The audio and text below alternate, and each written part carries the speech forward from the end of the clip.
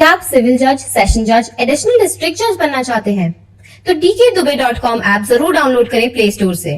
हमारी ऐप के store section में आपको मिलेंगे हिंदी इंग्लिश मिक्स लैंग्वेज के courses for all judiciary exams, जिसका लिंक आपको डिस्क्रिप्शन में दिया गया है। नमस्ते, सदावत्सले मातृभूमि। मद्रास में एक बड़ी भारी समस्या चल रही है। मैं हर दूसरे तीसरे दिन हफ्ते में मान लो एक न एक ऑर्डर आता है Hindu religious and charitable endowment department के लिए। Hindu religious and charitable department क्या है? चैरिटेबल एंडोमेंट डिपार्टमेंट है जिसने 1998 के बाद मंदिरों को या किसी समय मंदिरों के लिए वो एक्ट बनाया और मंदिरों को धीरे धीरे करके तमिलनाडु के सारे मंदिर उसने अपने कब्जे में ले लिए। हम सब जानते ही हैं कि मुस्लिम शासन में उत्तर भारत के सभी टेम्पल्स को बुलडोजर लगाकर गिरवाया गया या पूर्ण रूप से नष्ट किया गया था मुग़लों के टाइम पर। उसके बाद अंग्रेज़ों के टाइम पर भी मुसलमानों की ज़्यादती ख़त्म नहीं हुई। केवल मुग़ल अगर कहीं नहीं जा पाए, यानी कि मुस्लिम आक्रांता अगर नहीं जा पाए, तो वो दक्षिण भारत में नहीं जा पाए। वो खानदेश, बिरार, इन क्षेत्रों में ही सिमट कर रह गए और दक्षिण के मंदिर बच गए। इसलिए आज आप तमिलनाडु एक ऐसा स्टेट है, तमिलनाडु में देखेंगे, कुछ कर्नाटक में देखेंगे, उड़ीसा में देखेंगे या फिर आप केरला में देखेंगे, यहाँ पर आपको बड़े भव्य मंदिर मिल जाएंगे, 20 मंजिल के, 25 मंजिल के, प्राकृतिक चीज़ों से बने हुए, क्योंकि मुस्लिम आक्रांता वहाँ तक पहुँचे नहीं। लेकिन अब तमिलनाडु सरकार जैसे जैसे अपने आप को तमिल बताती जा रही है, तमिलनाडु के लोग अपने आप को नॉन हिंदू बताने लगे हैं और एक बड़ी ख़तरनाक टाइप की कन्वर्जन पॉलिसी चली। उस कन्वर्जन पॉलिसी का पहला हिस्सा ये होता है कि पहले आपको कहा जाए कि आप हिंदू नहीं हैं। कौन है? फिर आपको बताया जाए कि आपकी कोई एक जाति है, आप अपनी जाति के हैं। फिर उस जाति के सबसे पहले आपकी जाति का गौरव, परम वैभव आपको याद दिलाया जाए और फिर उस जाति को इतना बढ़ाया जाए कि ये कहना शुरू करें कि हम नॉन हिंदू हैं और फिर उस जाति को बाकी लोगों से लड़ाया जाए। फिर धीरे से उस पर कन्वर्जन किया जाए और वहाँ पर मुसलमान या क्रिश्चियन बना लिया जाए और फिर एक द्वंद्व शुरू हो कि अब उनको अलग लैंड चाहिए, अलग देश चाहिए। ऐसी प्रक्रिया चलाई जाए। तमिलनाडु के मंदिरों पर Hindu religious and charitable endowment act बनाकर ये प्रक्रिया शुरू की गई और ये कोशिश की गई कि तमिलनाडु के मंदिर सरकारी कब्जे में आ जाएं। लोग बड़े खुश भी हुए होंगे कि तमिलनाडु के मंदिर सरकारी कब्जे में आ जाएं तो सरकार उनका संरक्षण करेगी। लेकिन सरकार तो जो बैठी वो सरकार दूसरे प्रकार की बैठी। तो रिलीजियस एंडोमेंट डिपार्टमेंट के अंदर जो अधिकारी बिठाए गए उनको ये बात भली भांति समझाई गई कि नहीं भाई, आप हिंदू नहीं हैं, या उनको समझ में आया कि ये खाने पीने की एक बड़ी जुगाड़ है, इसलिए खाने पीने की व्यवस्था करते हैं। इसलिए एक ऑर्डर में आपको याद है, मैंने पीछे उसका जिक्र भी किया था कि 1984-85 से लेकर और 2020 में 47,000 एकड़ ज़मीन गायब हो गई। हाईकोर्ट ने पूछा राज्य सरकार से या रिलीजियस एंडोमेंट डिपार्टमेंट से कि ये 47,000 एकड़ ज़मीन चली कहाँ गई? उनके पास कोई जवाब नहीं था। दूसरी बेंच बैठी जिसमें उन्होंने कहा कि भाई एक वेबसाइट बनाई जाए, एक कमीशन बनाया जाए, एक सिस्टम बनाया जाए, डिपार्टमेंट के अंदर एक डिपार्टमेंट बनाया जाए जिस पर लोग ये बता सकें कि जो रिलीजियस एंडोमेंट एक्ट के तहत मंदिरों की ज़मीनें हैं वो ज़मीनें आखिर किसके कब्जे में हैं। इसलिए जो इलीगल ऑक्यूपेशन है, जो वहाँ पर इंक्रोचमेंट है, उस इंक्रोचमेंट से वो 47,000 एकड़ भूमि निकाली जा सके। ये दो प्रक्रियाएं हाईकोर्ट में हुई। लेकिन रिलीजियस एंडोमेंट डिपार्टमेंट तो जातियां करने से रुक ही नहीं रहा। मालूम पड़ा एक नया विवाद आ गया और उस नए विवाद में हाईकोर्ट ने भी उनके पक्ष में ऑर्डर कर दिया। हालांकि सुप्रीम कोर्ट ने उस ऑर्डर को, हाईकोर्ट के उस ऑर्डर को स्टे फिलहाल कर दिया है और नोटिस इशू कर दिया है। मामला है 35 एकड़ भूमि का। नरीश्वरा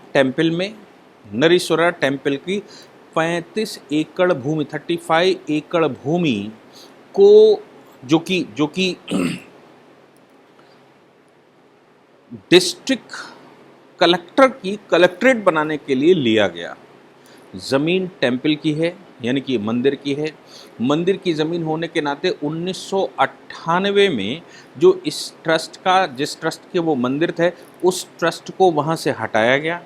हटाने के बाद Hindu religious and charitable endowment department ने उसको अपने कब्जे में लिया, कुछ रिपेयरिंग शिपेयरिंग करवाई और उसके बाद अब उसी डिपार्टमेंट ने वो ज़मीन राज्य सरकार को लीज़ पर दे दी। और राज्य सरकार को लीज़ पर देकर कौन सा ये कल्ला कुरीची डिस्ट्रिक्ट है, इस डिस्ट्रिक्ट का कलेक्ट्रेट बनाने के लिए वो ज़मीन 35 एकड़ दे दी गई। मामला हाई कोर्ट में गया। हाई कोर्ट में पिटिशनर, एक इसमें अच्छे पिटिशनर हैं, मैंने पीछे भी उनकी चर्चा की है और वो लगातार इस प्रकार के विषय उठाते रहे। आपको याद होगा कि मिस्टर नरसिम्हन ने एक केस उठाया था जिसमें तमिलनाडु सरकार ने ये कह दिया था कि तमिलनाडु के मंदिरों में तमिल में मंत्रोच्चारण किया जाए। अब संस्कृत में मंत्रोच्चारण को तमिल में मंत्रोच्चारण करना, इन दोनों में बहुत फ़र्क है। मैं तमिल भाषा की किसी भी प्रकार से ये नहीं कहता कि वो सबऑर्डिनेट टू एनी लैंग्वेज है। ये प्रधानमंत्री कह चुके हैं, बहुत सारे लोगों ने कहा है कि तमिलनाडु की तमिल भाषा जो है संसार की सबसे पुरानी भाषा है। लेकिन जो उसकी स्क्रिप्ट है, जो उसका बेस है, वो तो संस्कृत ही है। ये ऑनरेबल सुप्रीम कोर्ट सिद्ध कर चुका है। इसलिए जो हमारे देश के ओरिजिनल मंत्र हैं, जो देश को जोड़ते हैं, वो संस्कृत भाषा है और संस्कृत भाषा भारत की सभी भाषाओं की जननी है, ऐसा सुप्रीम कोर्ट बोल चुका है।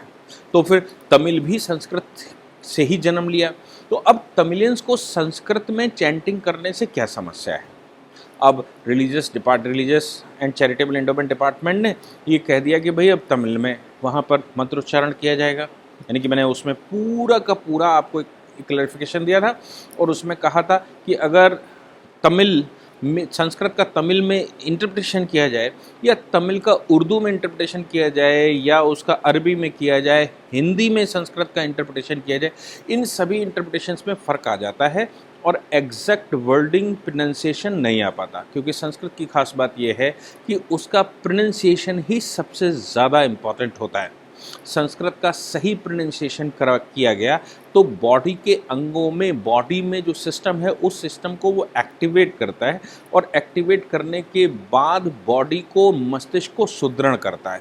उस प्रकार के इन्वायरमेंट से उसकी कनेक्टिविटी बनाता है जो उसकी बॉडी को ज़रूरत है, जो उस व्यक्ति की ज़रूरत है।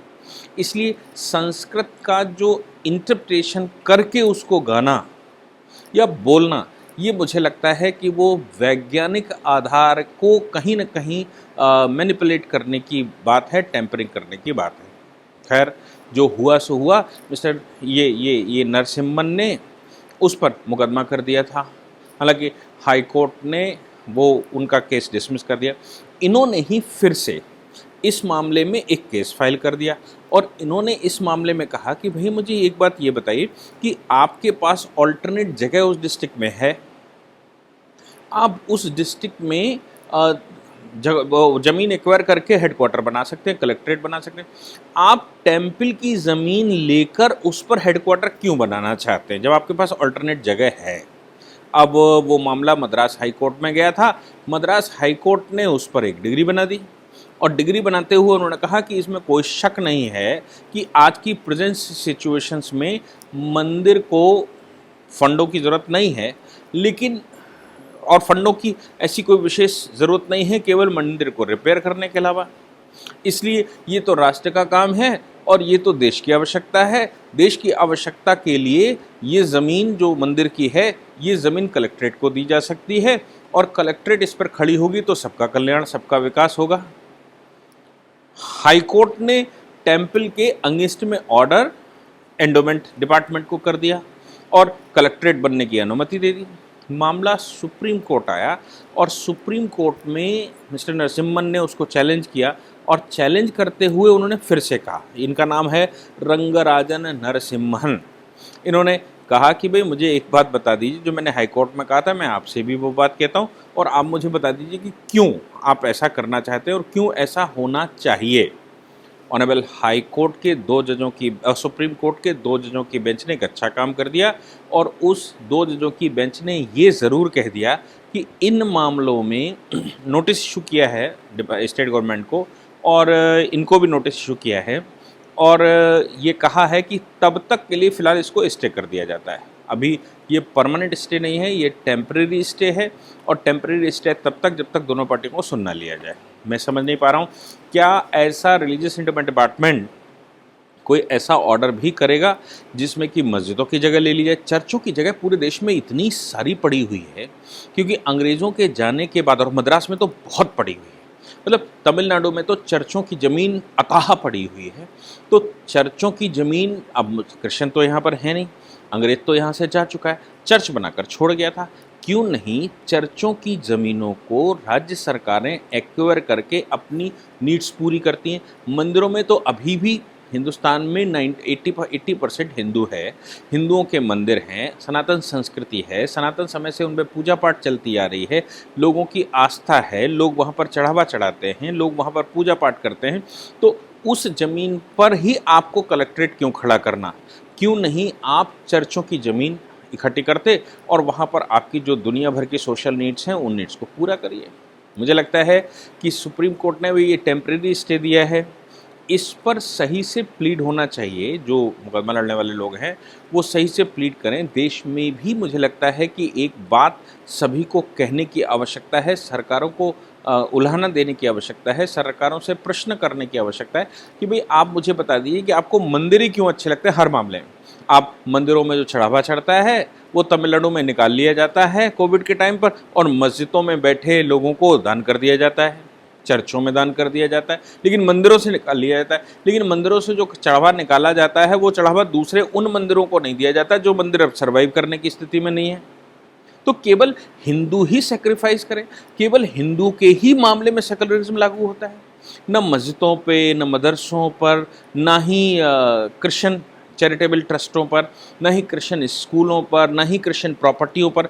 आज भी मैं अगर आपको बताऊं कि देश में सरकार के पास सबसे ज़्यादा संपत्ति किसी के पास है तो वो चर्चों के पास है, लेकिन उस पर कोई कार्रवाई नहीं, उस पर कोई विचार नहीं।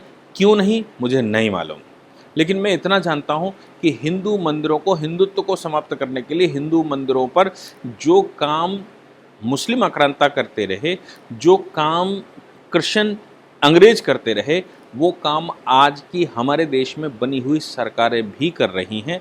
उनको रोकने की आवश्यकता है।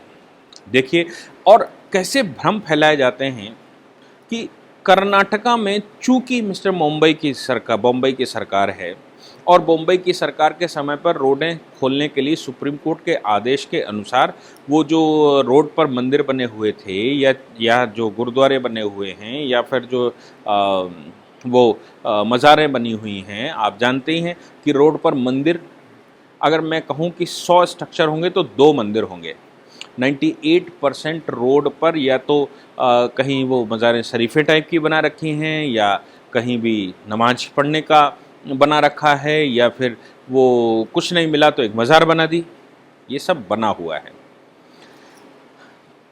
कर्नाटक की सरकार उसको गिरवा रही है। तो कंपेन क्या चलाया जा रहा है कि साहब कर्नाटक की सरकार हिंदू मंदिर गिरवा रही है, जबकि कर्नाटक की सरकार ऑनरेबल सुप्रीम कोर्ट के आदेश का पालन कर रही है। और इतना भय बचाया गया कि साहब हिंदुस्तान के अंदर हिंदू मंदिर कौन गिरवा रहा? कर्नाटक की सरकार के ऊपर दबाव है। तमिलनाडु में जो कुछ हो रहा है उस पर आधा शब्द बोलने के लिए हमारे देश में नहीं है, लेकिन कर्नाटक के लिए लोगों ने ये नाटक करना शुरू किया। क्यों ऐसा करना शुरू किया? क्योंकि वहाँ पर भारतीय जनता पार्टी के नेतृत्व की सरकार है, मिस्टर बॉम्बे की सरकार है, इसलिए वहाँ पर ये प्रोपेगेंडा फैलाया गया कि हिंदू मंदिर तोड़े जा रहे हैं। अब पता नहीं अगर किसी के पास कोई न्यूज़ है हिंदू मंदिर की और उसका सही से कोई न्यूज़ है, उसका कोई एविडेंस है तो दिखाएं, क्योंकि 98% स्ट्रक्चर, जैसे मैंने कहा कि वो मज़ारों के हैं, वो सब गिराए जा रहे हैं। अब अगर मंदिर भी रोड पर बना होगा तो गिराया जाना स्वाभाविक है, क्योंकि जिस समय रोड क्लीनिंग की बात की जाएगी, सरकारी प्रॉपर्टी पर इंक्रोचमेंट खत्म करने की बात की जाएगी, सरकारी प्रॉपर्टी को वापस लेने की बात की जाएगी, तो फिर ये जाहिर सी बात है कि रोड पर पूरी रोड खाली होगी। उस पर एक मंदिर भी हो सकता है, उस पर एक चर्च भी हो सकता है, उस पर एक गुरुद्वारा भी हो सकता है और उस पर 10, 20, 25, 50 मज़ारें भी हो सकती हैं।